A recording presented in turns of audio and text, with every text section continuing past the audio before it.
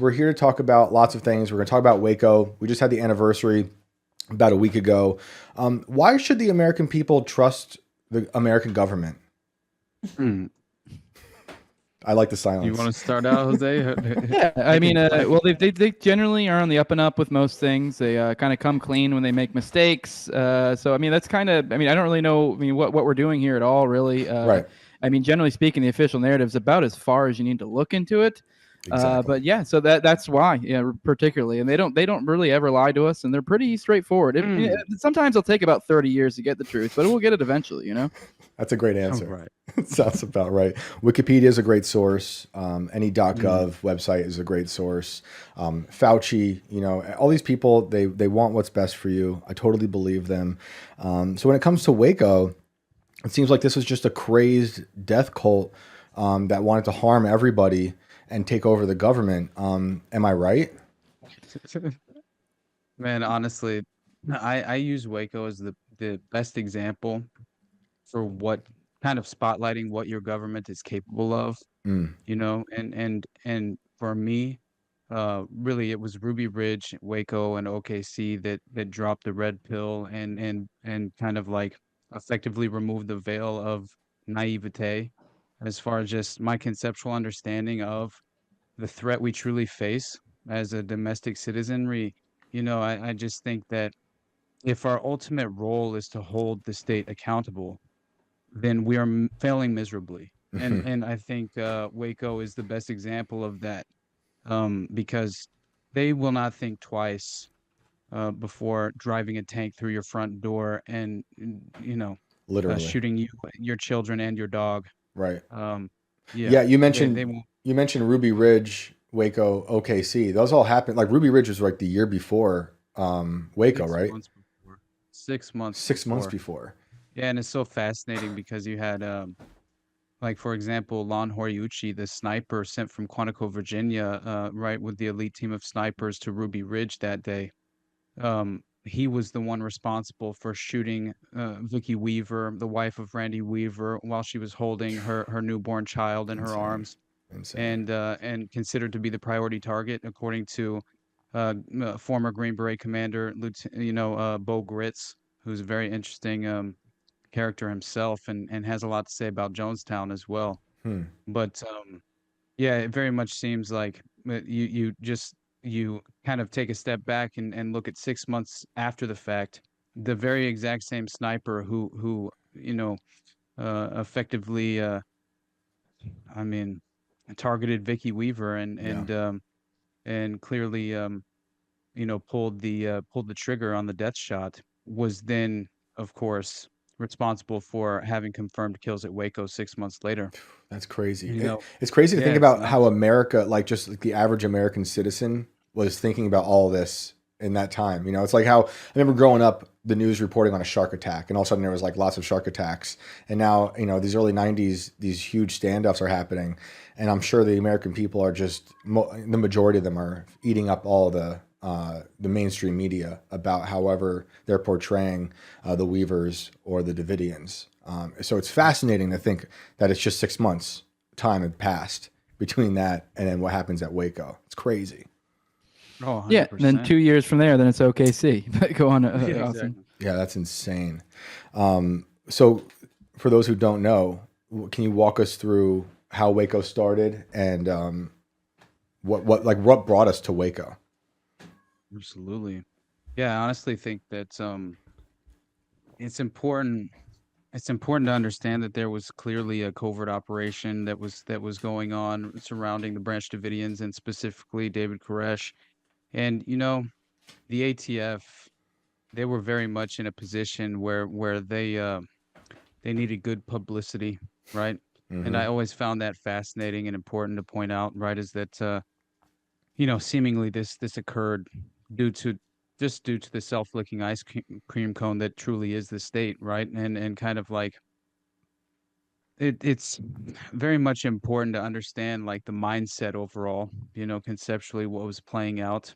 And I think that when you kind of like study Waco at a deeper level and you realize that, you know, it really only ushered through this subconscious facilitation of the current paradigm and the continued growth of the state in the first place. That was kind of the inherent consequence of right. It's the problem reaction solution of it all, and in the end, you can blame it on some crazed, maniacal, essentially, what David Koresh was very much labeled as was sort of in the same framework as a Charles Manson was kind of a lot of what they would try to compare him to, Can you which in say, itself is sorry, can you say why the ATF needed like a PR boost at that time? yeah, yeah. Let me honestly, it's what I find the most important is that again, it's like what was happening at the time though, because here's what Henry Ruth, who was the essentially what you have to know is he's one of three of the independent reviewers who was sent from the US Treasury Department and testified during the congressional inquiry following the ATF siege of the Branch Davidian complex in Waco. And he says that the ATF needed good publicity with its appropriations hearings a week away. A successful raid this size would produce major positive headlines to counter the ATF's reputation as a rogue agency whose debacles blackened the reputations of other agencies, and it would scare the public enough about fringe groups to create political pressure on Congress to increase its budget.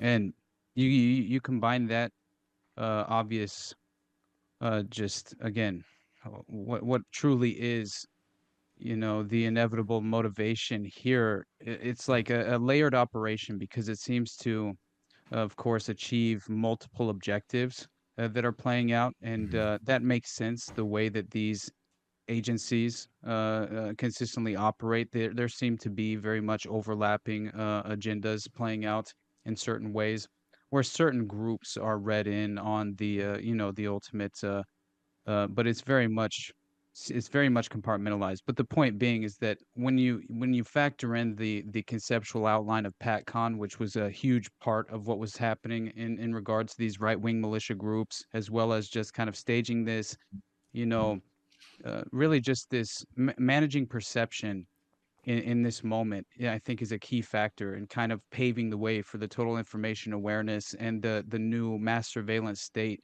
I mean, it really did all kind of hinge from this original PatCon, which PatCon itself, Patriot Conspiracy, as an acronym, it very much kind of in my mind dovetails. It's the extension of COINTELPRO, right? It was essentially COINTELPRO's targeting left-wing movements, left-wing organizations, Right. infiltrating them, if not creating them out of whole cloth to essentially, create culture and socially engineer the public. Um, and also have people consistently buy back into the two-party delusion in my mind, which very much plays out on a daily basis to kind of reinforce these false narratives and misconceptions to where we fall back into the trap of the permanent establishment narrative that's always, again, moving in the dystopian direction that we continue to consistently remain on this same path, despite who we're allowed to vote for, is kind of what just kind of my personal opinion and mentality and perspective on it. But that doesn't really matter. The point being is that Patriot Conspiracy itself is important for everyone to understand what your government agents are doing with your taxpayer dollars is targeting you individually wherever you land on the political spectrum ideologically. It is a part of ideological subversion, in the most sophisticated, really kind of really in the best To put it in perspective real quick, Austin, I was talking to Ken Silva just recently, and we have an episode will be dropping on Monday that's kind of talking about Carol Howe, who just recently died. And we were talking through it, and we just kind of were like, it dawned on me as we are talking about PatCon, which, as you mentioned, it was the right-wing version of it. This is stuff that was revealed, the right-wing version of COINTELPRO. This is stuff that was revealed, in the court, essentially the crusade of Jesse Trentadue, who is someone connected to the Oklahoma City bombing.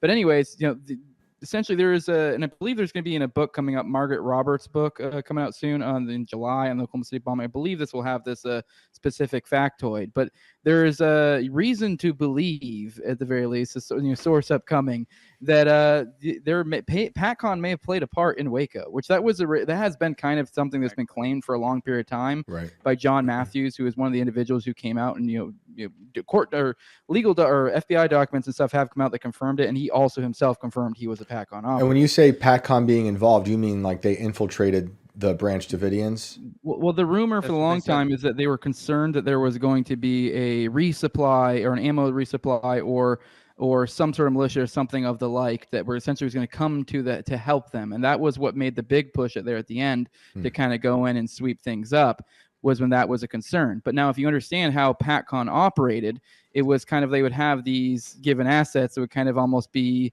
attach a certain level of criminality to themselves while having kind of being a cutout from the government. So it's like they're attaching a level of criminality, which then attacks the larger group they're into to criminality, whether that be true to what one degree or another. It just gives an easy precedent for the feds to move upon. Of course. And so there's reason to believe that perhaps there's something to that. And I believe we probably talked about this last time I came on your show to talk about Oklahoma City bombing.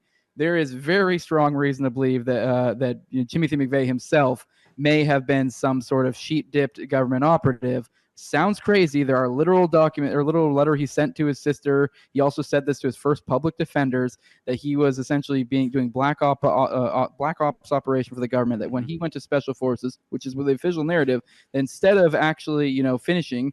Or the official narrative was that he failed due to some sort of foot, knee, or something. I forget, some minor injury. Right. Which in special forces that would take you out, a minor injury. But anyways, what he told his public defenders and his sister and his mother and likely probably his grandfather, although he died later, so it can't be confirmed, is that he was working for the government. And once again, these are the letters. There's all sorts of things that prove he said this. Now he's the source, so it's like he could be lying. Right. Who knows? Could be just some crazy loon. But given the role that he plays in history, I think there's a level of credibility to it. Right, and we know that they do this sort of thing a lot. It's not like a one-off situation. And we know, I've seen stories about feds, I guess, being undercover within the Branch Davidians.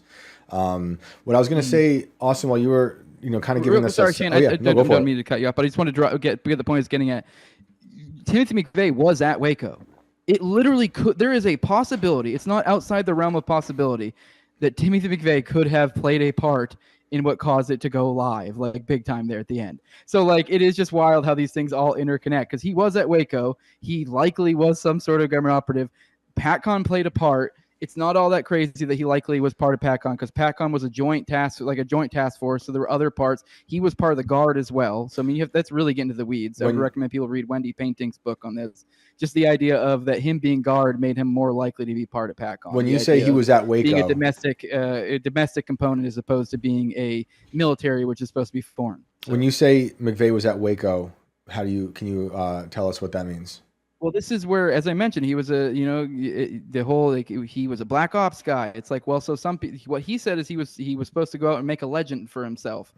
And so if you do follow his life story, he was meeting with kind of all the major leaders of all the dissident right type groups, right? Kind of, getting his face out there, making a legend for himself, kind of being a dissatisfied veteran or whatever. Yeah. And there's video of him at Waco selling, essentially anti-government wares at Waco. So he's literally at Waco, because that was people were it was a camp out for militia right-wing types. So it was kind of a little party, kind of hey, what's going on here?